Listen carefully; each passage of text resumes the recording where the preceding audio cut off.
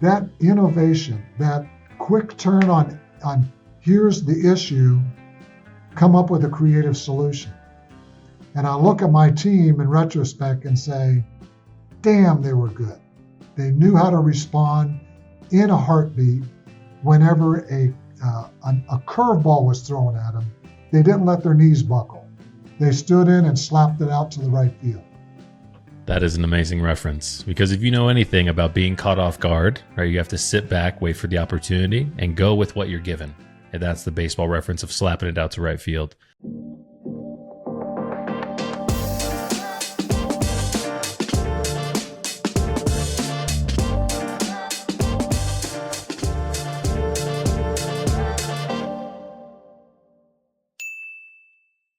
All right, guys, welcome back to a brand new episode of the Hart Hustle podcast. Now, today is an incredibly important episode. I have the CEO of an amazing organization. Bob Kamensky is here with me today.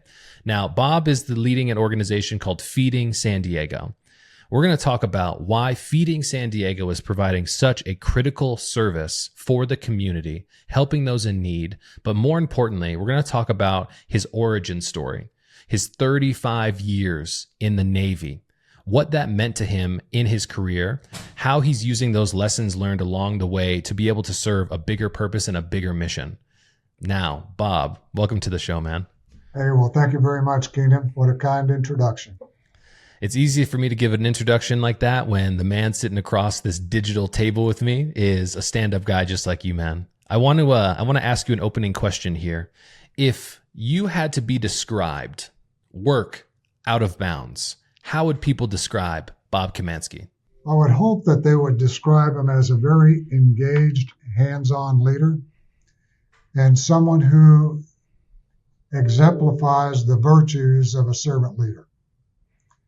Because those are tenets of my learning over the course of the years in senior leadership positions, whether in the Navy or in the corporate world. And one of the hallmarks has been my willingness to roll sleeves up and dive into the work that my people are doing so that I can contribute, as well as better understand the challenges and the joys that they get to experience in the types of work that they're involved in while under my tutelage. Bob, you're an amazing guy. In our previous conversation, you had mentioned that you have a heart for service. I want to take everybody back. If we were to meet a young 16-year-old Bob, what is he interested in? What are the things that are on his horizon? What's he thinking about? Well, other than young women, because being a teenager, that's the first my thing guy. that's on your mind. Second thing was, what are you going to have to eat because you're hungry, always as a teenager. But other than the light side of things, at that point in time, in the mid-teens, I had finished my project for Eagle Scout and for Order of the Arrow, which is part of the scouting program, and I had developed a penchant for service to others, and it just continued to show itself in the types of things I would get involved in. Some of it would be just the regular things that most teenagers do. You're in high school. You're, in my case, West Texas, and football was king. So if you weren't on the football team, then you didn't socialize. So you had to be out there. And I was they put me on what they called the Green Beret Squad. And we were the ones who were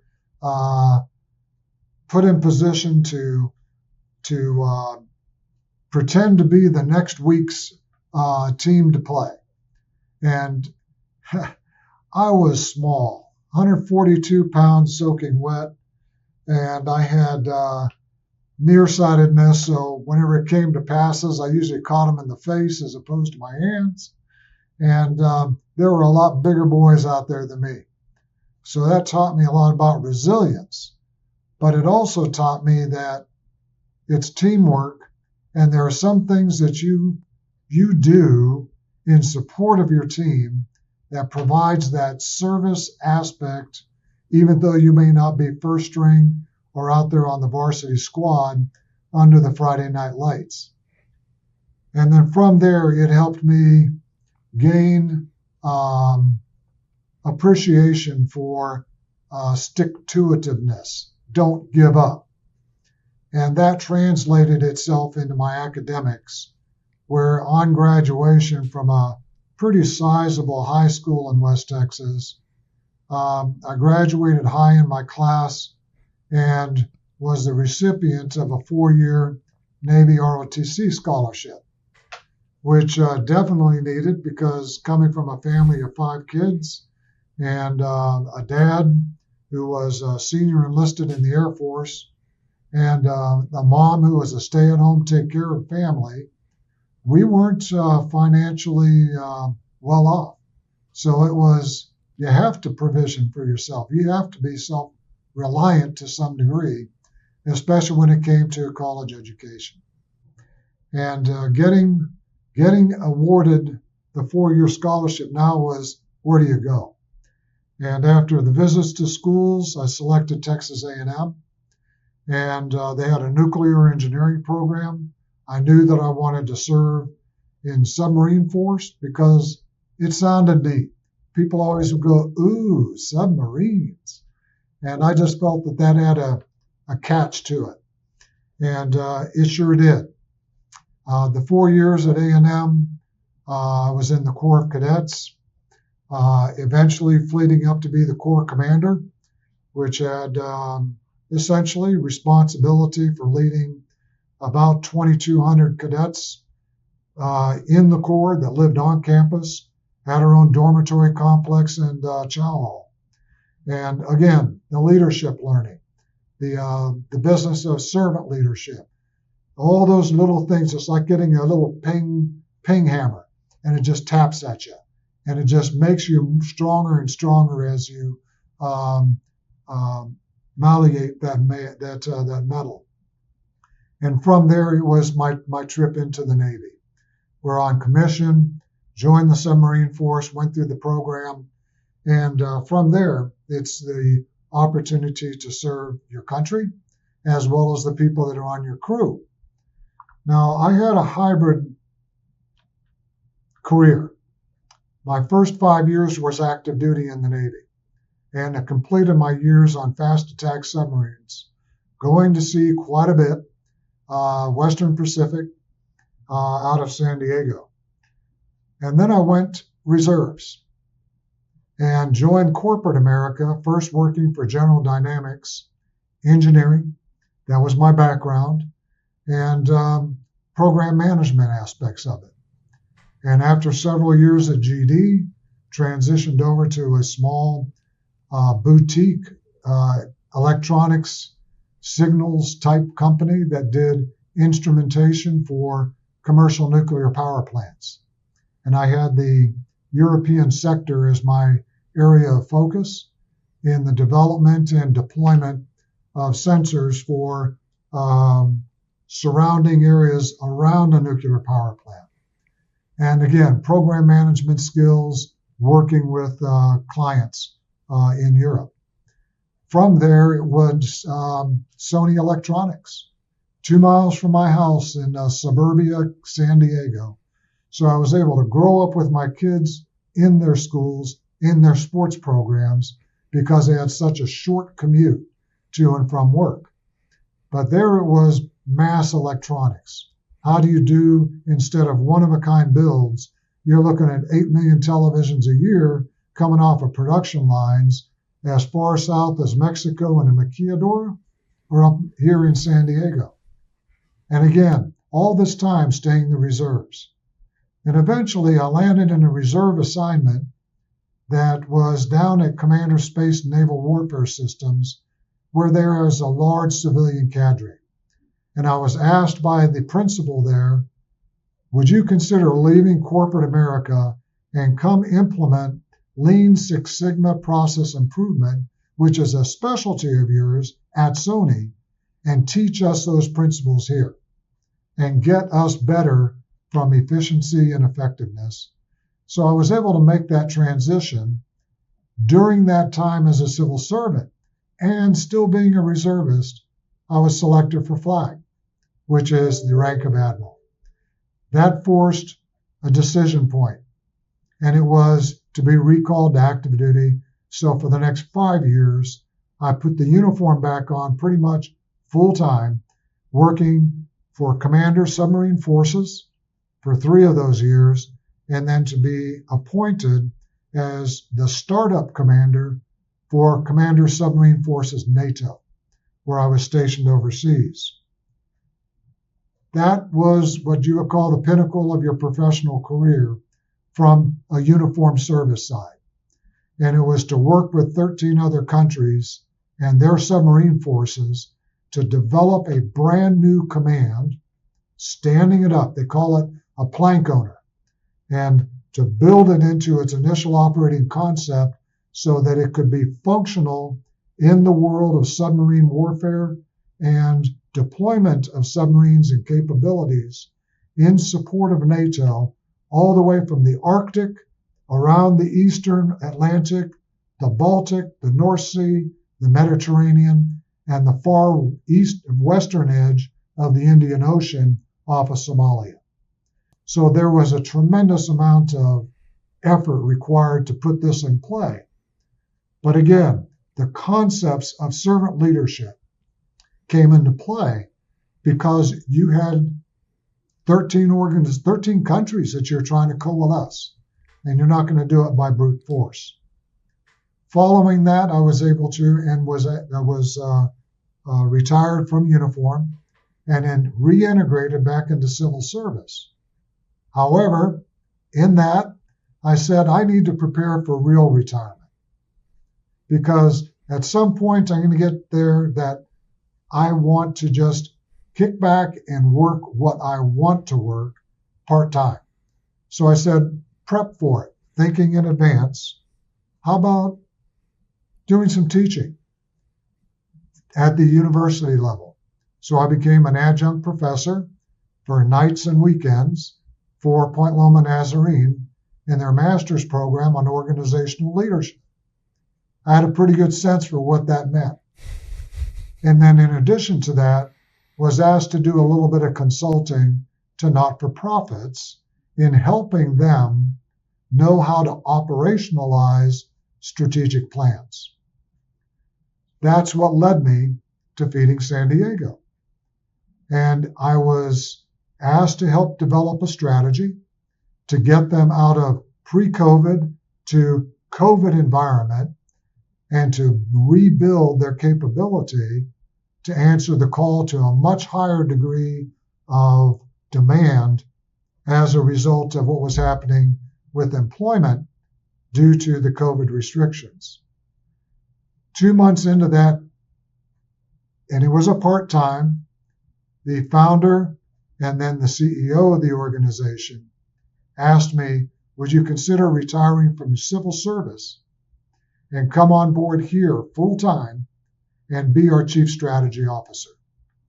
And that was a no-brainer decision, because I got to experience something I had never done in my professional career that was then spanning more than 35.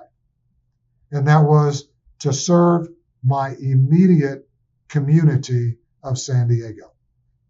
So I took the offer, and I have been there since. Everybody who's tuning in, watching and listening today, give a moment of appreciation and gratitude for Bob and everything that you've done to not only serve your local community, being an Aggie at Texas A&M, taking the leap, going into university, serving your country across the world, literally, protecting our freedoms in so many ways that we can't even understand. And then the work that you're now doing to serve your immediate community in San Diego, man, like, do you ever have an opportunity to pause with a sense of gratitude and think about all the lives that you've impacted, either directly or indirectly, in the work that you've done over this extensive career? Now, the short answer is I really don't make the time to do that reflection, but the reflection happens in spontaneous moments. And I'll just take, for example, recently at a restaurant with my wife, and a young man, and I'd say young man, this is somebody that's now in their 30s, approaches me at the table and asks to interrupt. And he looks at me and he says, "Coach?"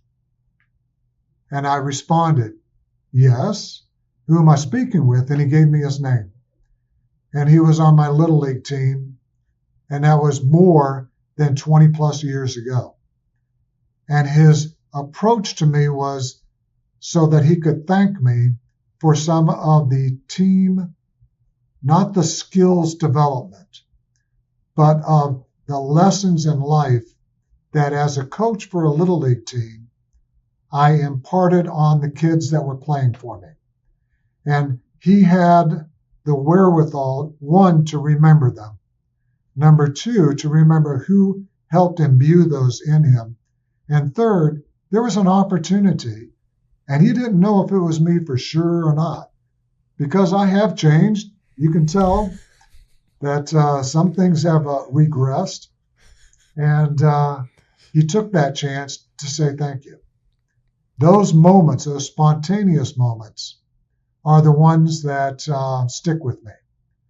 There are other moments that in my current work where it may not be one of my coworkers or another agency that we work with, but a recipient of the food distributions that my team, Feeding San Diego, provides into the community, where someone, after they've received their ration of groceries and they're preparing to leave, will pause, turn around, walk either to me or to one of the members of my team and just say, "Thank you. You know you've had an impact." Well, I just want to say thank you for all the work that you're doing. You know, there's a huge issue that we see in nonprofit CEO burnout. There's a lot of things that we do to serve other people consistently. And often it seems like we're fighting a battle where maybe we're not making as much progress as we could be. And the one thing that I always try and say when I come across the table from leaders like you is the work that you are doing is so appreciated. And there are so many people who don't even have the opportunity to say thank you. So I want to make sure that you understand that there are so many people out here who are listening and watching and coming across this episode whenever they do, who appreciate the work that you are doing for your community. Let's dive in a little bit, Bob, to the problem that we're facing here. San Diego has the highest cost of living in the United States. Inflated with all of the economic pressure that we've been dealing with since COVID, we still are dealing with a lot of economic and access issues in our community. What is your 2 cents on the food crisis that you guys are dealing with in San Diego? You know, I thought we had peaked at the second peak of COVID when we were moving more than 3.5 million pounds of food a month. And I was wrong. Now, I'm not moving that amount of food because I don't have the full amount of financial resources that I did at the peak of COVID. I am seeing the signal, the demand signal, is higher now than it was at the top peak during the COVID. And that is driven by economics and by migration. You see it in the form of the cost of living here, and people who at one point in time were able to just barely make it, but with the increase in the cost of rent, utilities, fuel, food, all of these factors coming into play, you can't just pay part of your rent. You can't just pay part of your utility bill. It's all or you're out. Where they can economize, if you want to call it that, let me cut back on my food, and I'm going to go to cheaper, bulkier food, which is less nutritious. Right. Or I'm just going to cut out a meal a day. And maybe I'm not going to sacrifice my children to 2 meals a day, but I will as the parent, because I want to make sure my kids are fed. And that decision is being made by over 350,000 people in this county every day. It's a choice that these people are making.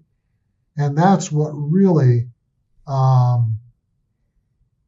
motivates me as well as our team to how can we relieve that stress and give some comfort by means of the mission that we perform. Food rescue and getting that rescue food into the hands of people who have food insecurity facing them. Bob, I have an interesting question for you. So we mentioned how when you went into the reserves at one point in time, you were able to live in San Diego, so close to your school or to your children's school that you were able to be a participant in the community, which is beautiful. How much has the community of San Diego changed since back in the day? Well, one, the population certainly has grown. And a lot of the people moving in that population growth are economically disadvantaged. And a portion of that obviously is because we are on the border. There is that migration coming across the southern border into San Diego. And then the second demographic is that the very nice climate attributes here make it attractive for people who are hard on their luck or maybe either mentally or physically impacted in such a way that they are unsheltered homeless. It's much easier to live it here than it is in Chicago. Yeah. You know, at least for that winter and spring periods of time. So that population growth has been occurring, and then that demographic distribution of economic wealth has definitely shown itself to be different. The composition of people in this county is also unique in another demographic form. That now we're a population of a little over 3-something million in the county of San Diego, and that is consisting of 18 municipalities plus the county as a government. 37% of the people that live in the county, in one fashion or another, have a relationship with the U.S. military in the form of either a family member or a veteran or a retiree or an active duty military member and their immediate family. That is a sizable percentage. And if you're a retiree and you don't have a second income and you're watching economics, you're looking at a fixed income and watching prices elevate, and how are you going to catch up?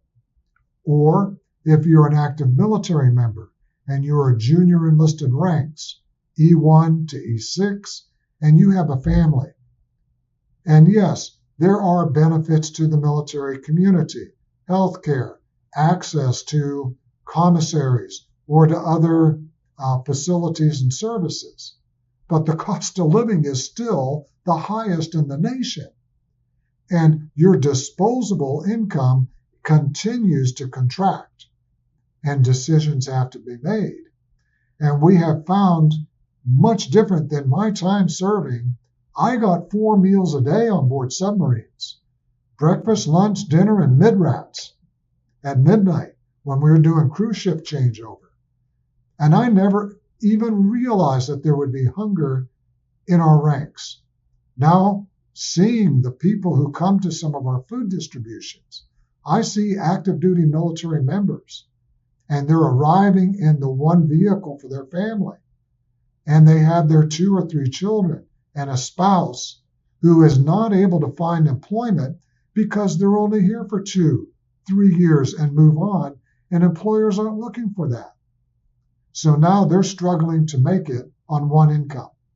And they're coming to organizations like Feeding San Diego or agencies that we provide food to. And I am thinking, this is wrong. And we have to make an impact and a change to it.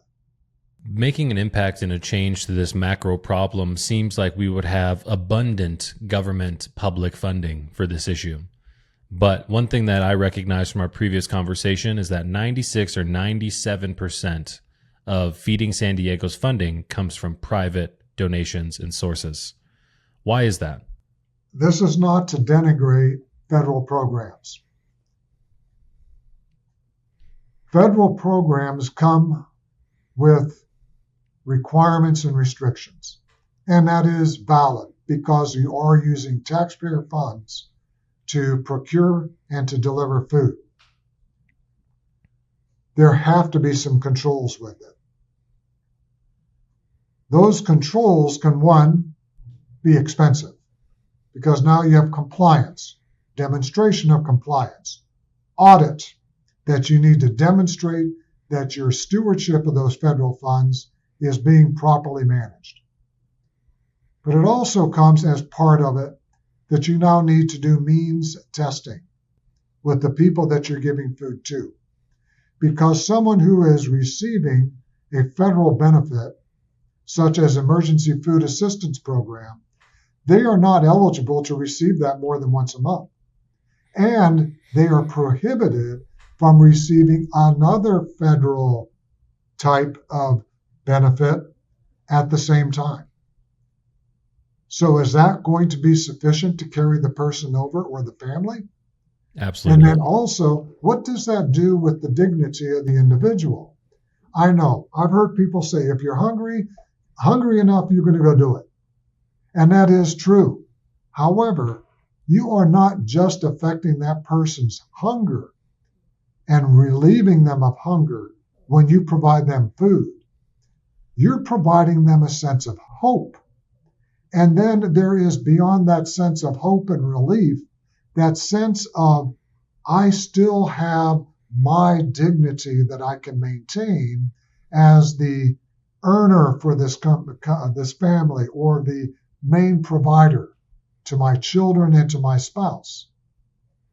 And you don't want to strip the person of that, because that is not going to encourage them to be standing on their own feet in the future whenever that opportunity presents itself. So having federal programs is critical for those food banks that are geared toward that model. And I applaud them for it because there are some pretty rich programs they can get involved in. In our case, it is philanthropic, 96 to 97%, either foundations or private donors. And all those operating funds are used to run the business and in part to purchase some of the food. But our model is different. We do a lot of food rescue, and I'll be explaining that further in our conversation. I mean, let's dive right into that right now. Actually, let's take a step back. The dignity of a man or a woman who is the primary provider for their home is something that is sacred and we have to protect. I want to harp on that for a second, because when we put people in situations where they feel hopeless, they do not have the agency to impact their lives or provide for their families, we're taking away a fundamental element of being a human being and a sense of pride. And that's something that I think a lot of people don't recognize is when you qualify for one program, like you said, there's limits on your access, but you can't qualify for another. And so that's a prime reason and why you guys leverage outside funding and private sources to be able to do the work that is necessary to meet the demand in the community, which is super important to kind of, I would say, re-emphasize. Now, to talk on your point that you had just mentioned, you said in our last conversation that in the previous year, you guys rescued and distributed 31 plus million pounds of food. How did you guys do that? Very, very carefully. Food rescue. Food rescue comes in a couple major patterns or methods. And I'll describe both. The first one is food rescue arrangement. And that is where we, Feeding San Diego, serve as a broker. We have food rescue coordinators who are part of our staff. And their job is to work between food providers, grocery store, Trader Joe's, Jimbo's, Sprouts, any of the large major grocers, and some of the smaller locals. And the arrangement that's made is between one of the agencies that we service with. And their primary role in their part of the community includes having their own pantry or food distribution. So we sit in the background, we provision them with some of our foods from our distribution center, but we primarily link them up with another food provider, the Sprouts store. Now, Sprouts is going to be pushing off of its shelf product that is nearing its best use by date. Most of the time, this is refrigerated product. And they have the new shipment scheduled for every Wednesday morning. So that means that on Tuesday afternoon, they want to clear the shelves, push the new stuff forward as they get new product in that next day. Where's that product going to go? It's either going to go into the dumpster or it's going to go to food rescue. We work that food rescue aspect by getting a marriage between an agency that's in that community, link it up with that Sprouts store, and every Tuesday that agency comes with a vehicle to collect that product, move it to their pantry, and on that very next morning, they're in the process of delivering to the community. Meanwhile, we're doing the jobs of ensuring that Sprouts, not only that store, but all the other ones in San Diego, the corporate side is going to receive a report from us on store 123 provided X number of pounds on these dates of these type of general commodities. Refrigerated goods, produce, protein. And our report serves as their evidence for IRS purposes to receive their donation and to have it validated. On the agency side, we teach the food handling, the food safety. We do the inspections to make sure that refrigeration logs, food handling logs, and the ways of distribution ensure that the safety of the food has not been compromised before it is delivered to the end recipient, the neighbor who is in need. So we do that, and it is one, the training as well as the periodic monitoring to ensure safety is maintained. Last year, that was 16 million pounds. We never saw that food. It went between the source and the agency, and we did the brokering and the arrangements. On the other side of food rescue, this is where you get into the bulk. And you're looking at, and I'll give you easy examples. Think of Amazon Fresh. Have you ever been to an Amazon facility? My Lord, they're huge. I'm talking 1 million, 2 million, 3 million square feet of warehouse space. Docks that just out the door with the number of receiving docks. When they receive a shipment, it has to get into inventory and out the door. Well, what happens? They still have inventory remaining and they can't move it. And a new shipment has arrived and it's fresh produce or it's refrigerated goods. They don't have an outlet for it. They have no means of storing it because they're in and out as their mantra. We get a phone call. Bob, or Feeding San Diego. We have 20,000 pounds of, can you come down and take receipt of it? We're donating it to you. So that's one method. Another is, and this is the more predominant, is with packing houses and farms up and down the coast of California or down at the border crossing where produce is brought in to the packing houses for prep and delivery to the marketplace. Well, what happens if the farmer who is attempting to stage his stock of his product consistently planting, offsetting so that he can harvest on a continuous basis, Mother Nature has a vote and she decides to heat up a little bit. And now 2 fields come in at the same time rather than 1. The farmer has an overproduction of that particular type of product. What are they going to do with it? Plow it under? Or can they donate it?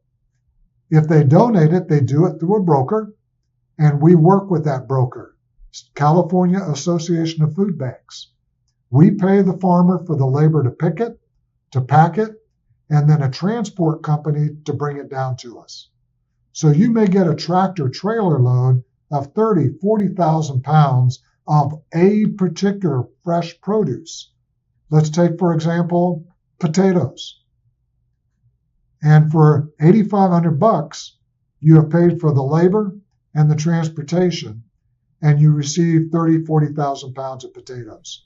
And these are freshly farmed potatoes. And now we get to break it down into smaller quantities to get it into distribution. So between those packing houses, where they aggregate a lot of product, and then farms, we're able to secure 5, 7 tractor trailer loads of produce every week. Now that may be 240,000 pounds of produce, but that's $8,500 out of pocket. That's cash for each truckload. So now I'm spending $60,000 a week to get that 240 to 300,000 pounds of produce. That's called operating cost for me to buy that food, buy the donated food. So this is where we really make a difference in the way our operating model works, because for a very low cost per pound, particularly on produce, we are able to leverage that low cost into high volume and get it out into distribution. Then meanwhile, the retail food rescue complements a variety of product out there. And now we're looking at, just like you mentioned, 31 million pounds last year out of 35 million pounds that we delivered into our distribution came by the way of food rescue.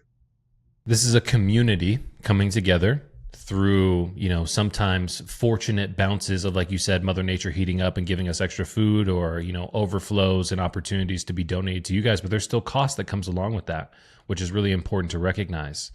In our previous conversation, Bob, you talked about one of the things that we've seen across the nation in the last couple of years is that California in itself has had some weather tragedies. You guys have fires, you guys have floods. You mentioned that you guys had to be incredibly nimble and adaptable when there were floods in January to be able to distribute food. I want to give you the floor to talk about the changes that were made, the adaptability that your team demonstrated to be able to meet people where they were with the support that they needed. Yeah, well, thank you, because this is an example of innovation, creative, out-of-the-box thinking on the fly by members of our team. In January of 24, we experienced what would normally be an annual rainfall in the period of one day. Over 8 inches fell in one set of communities in southeast San Diego. And of course, as you would expect, all the flood channels and so forth, they were clogged with debris, and it rapidly built into a flash flood that hit several communities, and I mean literally hit communities. There was one home that we were invited to where we eventually were doing a food distribution from their driveway, where the lady described a rumbling sound that was coming from the overhead freeway, and she lived with her backyard facing the sound barrier that's put in place to keep freeway noise from rumbling into the community. Well, the rumbling she was hearing was water. It hit that wall, cascaded about 40 feet down from there, hit her backyard, cascaded into her back wall.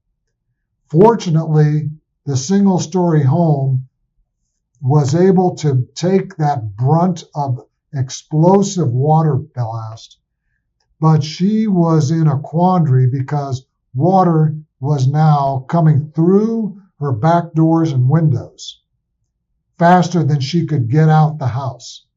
By the time she was on a phone with her husband describing that the house was flooding And the husband was saying, well, stick some towels under the door frame.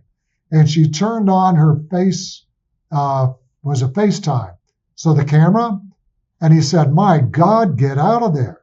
Because in 6 minutes, it was up to her armpits. Oh my gosh. And she could not get out because the water now was holding the front door shut because it opens inward. And fortunately, police were in the area, broke through a front window, swam in to rescue her.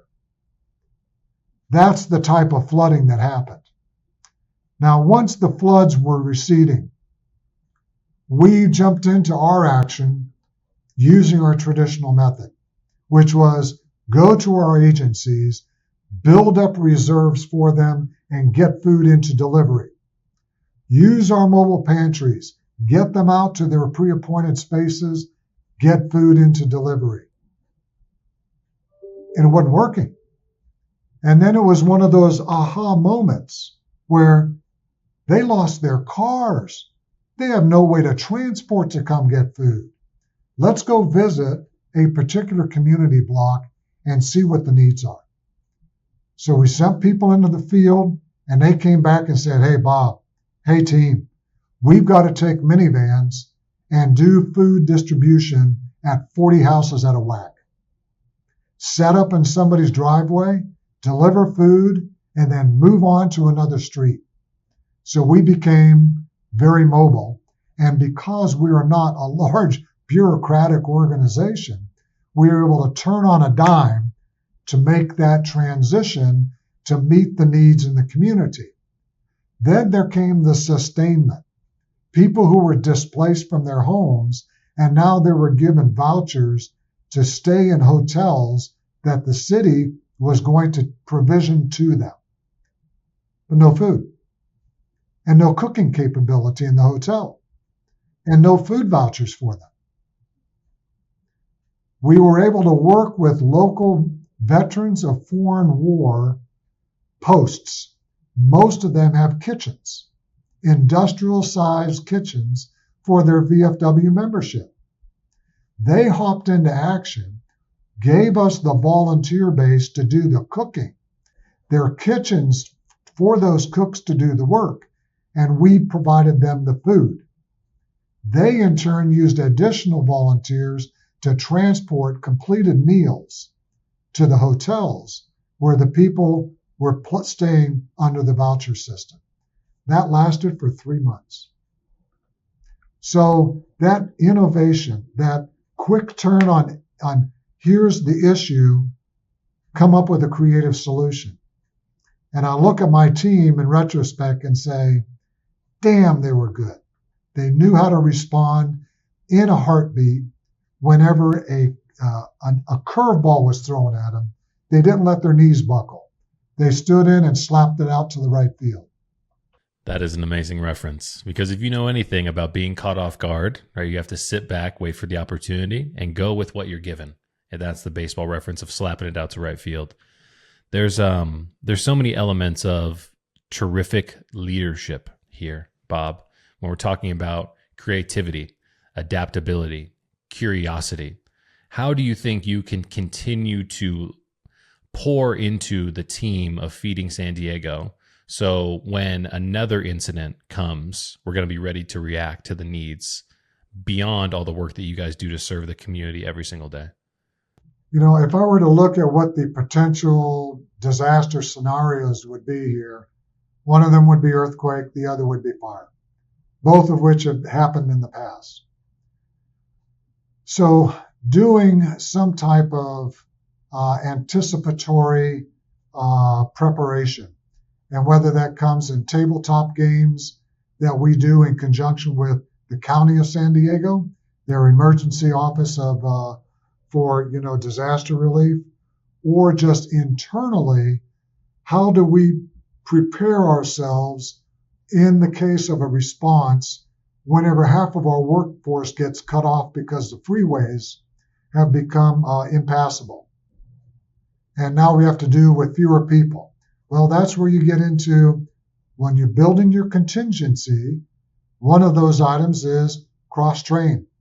become multidisciplined, and periodically swap the job with someone for a few days just to maintain proficiency. Whether he's a forklift operator or she's a pallet jack worker or someone that is working in our marketplace, let the positions get a chance to cross-fertilize. And that way you always have at least a passing familiarity on how to do the job in the event that the primary person is not available. So we do that with intention. The other area is with regard to the flexibility of the foods that we get and how we would package and get them out into the field. Don't rely on just the big tractor trailer rigs. Work with the 26-foot box trucks. Let's go ahead and work with 18-footers. And let's see what happens whenever we try to do a maximum pack out, because now it'll fit into a smaller, more constrained environment than taking one of the big trucks out there. Let's break it down further. Let's go with the sprinter vans. Can you put 2? Maybe we could stack as many as 4 pallets in a sprinter van, and let's demonstrate the efficacy of it.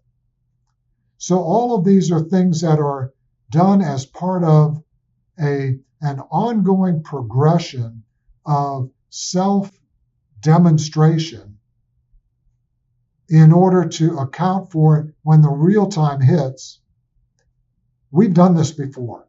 Okay, we can pack 4 into that one particular sprinter van. And that way we're better prepared to respond to emergency. Bob, I want to give you an opportunity. One of the things that I think is really important, and I talk about this often on the podcast, is great leaders have the ability to cast a vision so large that other people can find themselves being successful in that vision. So what is the vision that you are currently casting for Feeding San Diego? We do have a vision statement. It's on everybody's badge, which I'm just pulling mine up here. Our mission statement is also on it. But our vision is to have a hunger-free, healthy San Diego. Now, we know that's a very lofty vision. But unless you make an effort to achieve that vision, you know where you're going to be. And that is right where you're at right now. So our effort is really to infuse our mission statement, which is to help reduce the hunger gap through our means of food rescue. Now that got translated into our most recent strategic plan, which was refreshed and delivered to our board of directors on November 30th of last year. I distinctly recall the board meeting whenever it was approved for go-ahead.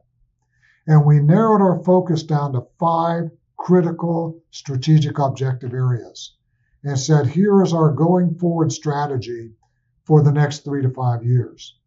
It focused on revenue generating because you have to sustain your cash flow. It focused on sourcing.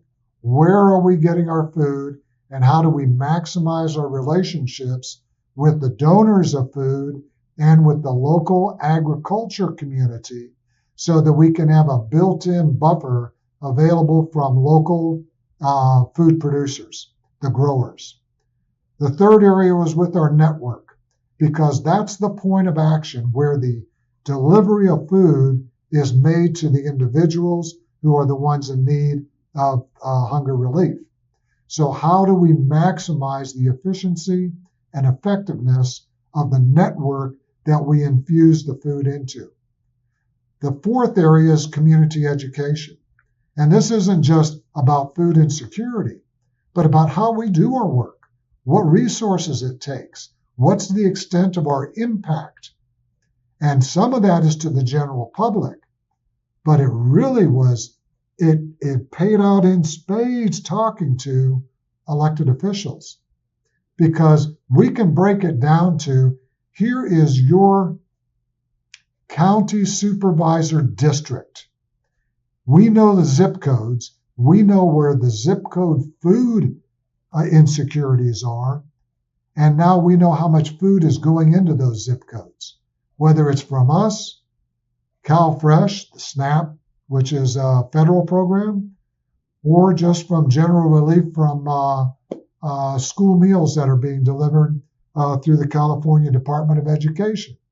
So we know what the saturation is of how much food is being made available for those who fall into the federal poverty level that dictates or qualifies someone for being food insecure. And to give the data on how much was going in there versus the demand signal, versus the types of sources, what stores are helping, what agencies are facing outward, how much is coming in from rescue and from Feeding San Diego. It was eye-opening to them. They didn't realize that it was on the magnitude of 12, 14 million pounds coming into District 1. She was just shocked. And that education helps drive policy. And there is need for policy reform to generate what is now being referred to as food justice, ensuring that economically or demographically heavily impacted communities are able to get a response from both the civil community, the not-for-profits such as ourselves, as well as the attention from government organizations to help get them above that line where food insecurity is no longer facing them on a daily basis. Well, Bob, I know that you and the work that you've done over all of these years of serving your local and global community are things that we truly appreciate, because I could not imagine a better suited leader to be able to take on this challenge. You know, you made a little reference to organizational development and structure and strategy a little earlier, and I don't think there's anybody who could be better prepared to take on this challenge, because we need a leader like you at the helm. And I just want to say thank you for everybody who's watching and listening for tuning into this episode, because Bob Kamensky is doing some amazing work with Feeding San Diego. There's one of the traditions that we have, Bob, on the podcast is we ask our guest a final question that came from our previous guest. And their question was, what are the last thoughts you have before going to bed at night? My last thoughts are gratitude. And the gratitude for my family, for my Creator, and the opportunities and the blessings He's given to me to be able to do what I do on a daily basis. And there is no better way to close your eyes and lull yourself to sleep than thinking positive thoughts and praising and giving words of thanks for the day that you have just experienced. It's a beautiful place for us to put a wrap on it. Once again, Bob Kamensky, thank you so much again for your time and everything that you're doing, Feeding San Diego. That's been a wrap. Catch you guys in the next one.